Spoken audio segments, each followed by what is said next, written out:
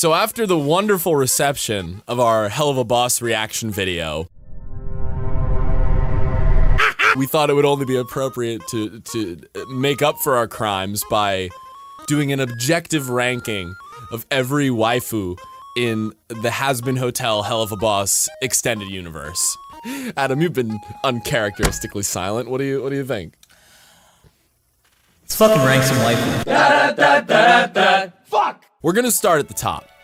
So we're gonna take a look at Charlie here. So Charlie is definitely, I think she's the most kawaii character. I agree. That we have in this series so far, which is saying a lot because literally everyone is in hell, where they are all bad people. Yeah. And but she was born there, you know. She was born different. Yeah. She didn't choose the hell life. The hell life chose her, and she wants to rise above it. I mean, in my mind, that constitutes an A-tier waifu. But what do you think before we rank anything? Oh, she's a B now. I'm sorry. I like her aesthetic. I do too. The clown. Sort of Joker vibe. Yeah, it's like a clown, like posh CEO. I do fucks with it. CEO of making my heart go boom boom boom. You know what I'm saying? Little doki doki in the chest region. You know what I'm saying? Where would you put her? I think Charlie's a B. I think where she is right now is B tier. I don't love the bubbliness of Charlie. Okay. I think she's a little too hopefully optimistic. Okay, understandable. I think that I do like how I like her aesthetic. I like that, you know, I can respect her upbringing and how she was. That her dad is literally Satan. Yeah, Lucifer himself. All hail Lucifer. Yeah, bless up. I don't know. I can't get behind Charlie as far as like putting her in that A or God tier ranking. I would put her in A because of her ambition. A for ambition. Because she is one of those girls who sees something that looks fucking impossible, right? Like making the worst people in the world want to get to heaven, you know? And she's like, that's what I'm gonna do today. You know, I think, to me personally, I think that's very admirable, which again, A for admirable. But dude, I mean, you hit me with all these alliterations. Put her in A. Fuck yeah, let's do it. Absolutely, Charlie's in A. So let's go to Vaggie, and this this screen cap we took of Vaggie kills me every time. It's her about to slug the cameraman that's laughing at Charlie. And I think this alone puts her higher than I usually would put her. I agree. I think that Vaggie is... She's the perfect foil to Charlie, and which is why it's so hard to take them apart as waifus, you know? Correct. Because separating them from each other feels wrong. Mm-hmm. So by that logic, she goes in A tier. No, fuck! If there's anything to Vaggie, it's her loyalty. And I hope that they continue with that trend throughout the show. That, like, undying loyalty, yes, I think this is a stupid idea. I'm going to have your back through it. We are going to get this hotel together. For now, I gotta put her A too. I think she's with Charlie. If it were up to me, I'd put them both B. Mm-hmm. Just cause I think there are more deserving women of the A and God tier. But as of right now, I will meet you on the A tier. So we think Vaggie's going A tier. I think for that screenshot alone, yeah, of her about to slug the cameraman. I don't think there is much better waifu material than somebody who would punch a cameraman on live TV for you. Yes. Just because they made fun of you. So you know what? I think for the supportiveness of these two is the ambition of Charlie and the supportiveness of Vaggie makes them sublime French waifu. So let's move on to Cherry Bomb. She's a wild gal. See, Cherry to me speaks to me as far as most of the people that I have dated up to now have a very Cherry vibe. I was introduced to Cherry and Hazbin Hotel from the Addict music video. Yes. So there's a lot more character depth to her. There was a lot of character depth to Cherry that I didn't see a lot of in the actual first pilot episode, but she spoke to me a lot, especially her support to Angel in a very brief scene of that. You know, she's there for you if you're, you know, bawling your eyes out. but she can still be a badass bitch and get done what she's got to get done. It looks like she has a lot of family issues or something going on with her. Yeah, there's a lot that has yet to be revealed with a lot of these characters, which again is why this is version 1.0 of the Hazbin Hotel competitive waifu tier list. I would say that if we're going strictly off the episode, waifu material, I think she's like a C.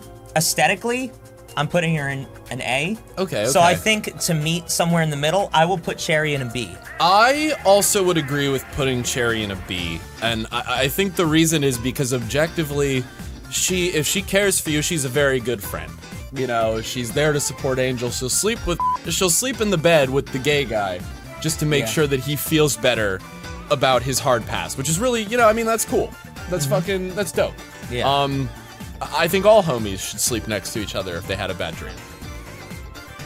For me personally, she strikes me just with her personality and her interest in conquering turf as more of a bro than a waifu. Gotcha. But I will agree that her characteristics of her sympathy, and just her loyalty to her friends, she seems like another loyal type. I think that's just the mark of a good homie. Yeah, absolutely. So hence she's gonna get the B tier for this. But again, not to understate her qualities as a character. Very good. So now we're gonna cover from what I know, one of the only actual wives in Hazbin Hotel, Millie. So we're just gonna assume Moxie's out of the picture. Zim is not gonna invade you. Yeah. We're just taking a look at Millie and her characteristics. Objectively, as these are all single people. Exactly, which is not true, but we're pretending that it is. What do you think, Mitch? Millie. Millie's a tough one for me because she's definitely very, very loving outwardly, and it seems like inwardly as well. I'm a very I'm a very anxious dude, so to see her kind of nurture Moxie the way that she does as another anxious dude it's very comforting to me. Yes. I'm being like, all right, so I could definitely rely on this chick to ground me and kind of help me get there. But at the same time, I do have some moral objections to murder. And she doesn't really seem to care that much about that. It's her job, Mitch.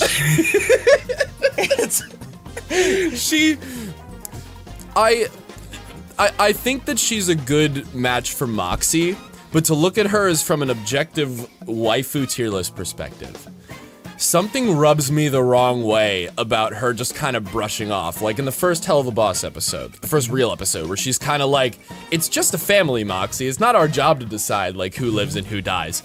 When that's clearly bothering him, is a little dismissive. And I'd definitely dock her some points for that. I would also dock her some points for the voice actor change. Because I liked her original voice actor better. All I'm gonna say about the voice change is I think I did like the original first, just because it was less abrasive Southern. A lot of her more nourishing moments came from that pilot.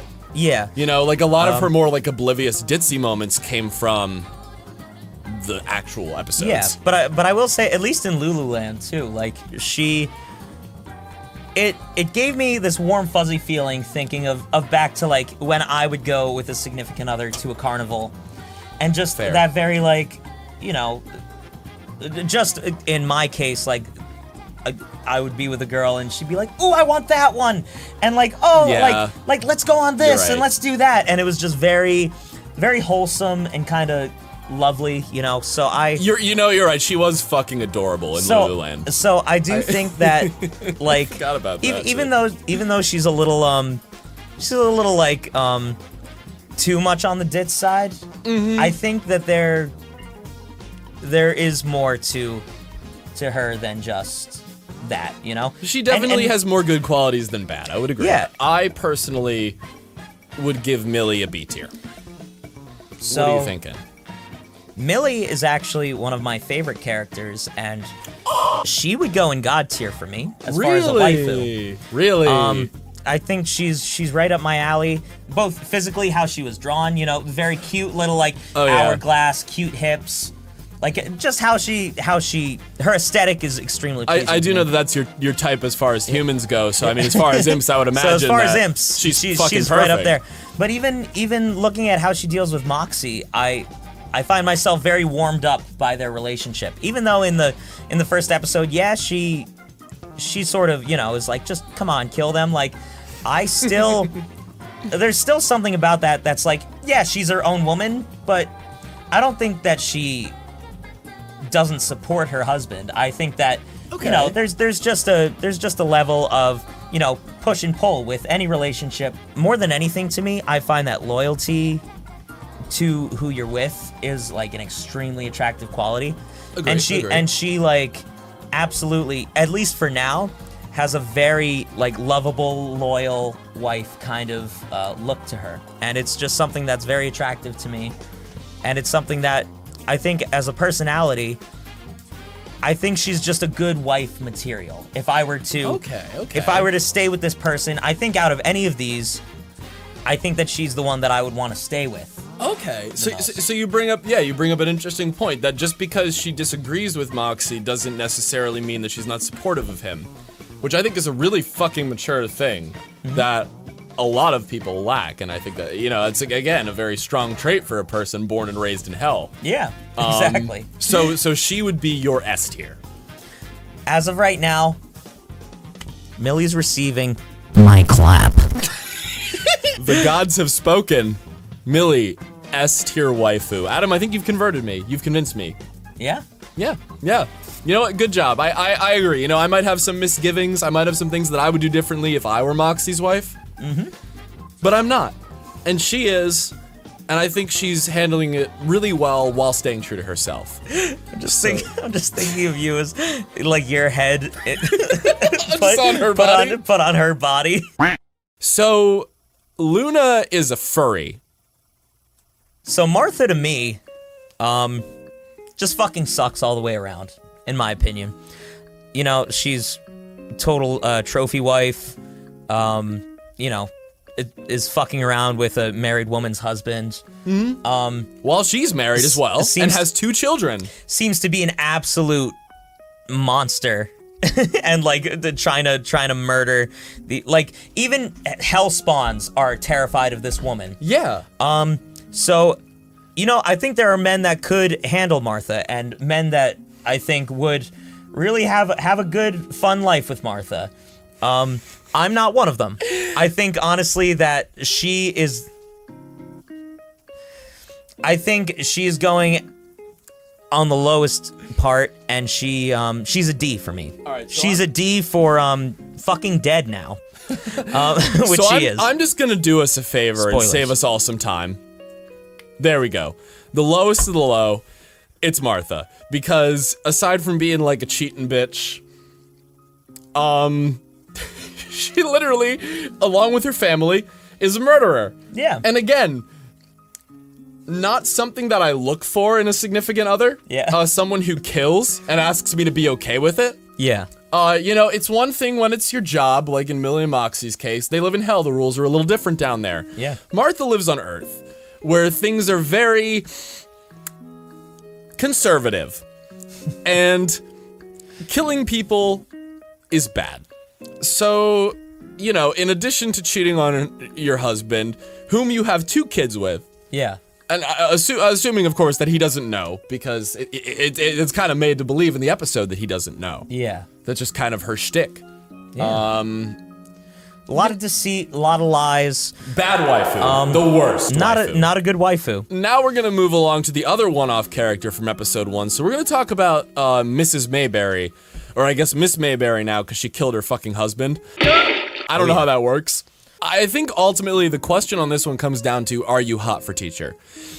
Because we don't know a lot about this lady, other than the events that led up to her death and her motivation for wanting to kill Martha.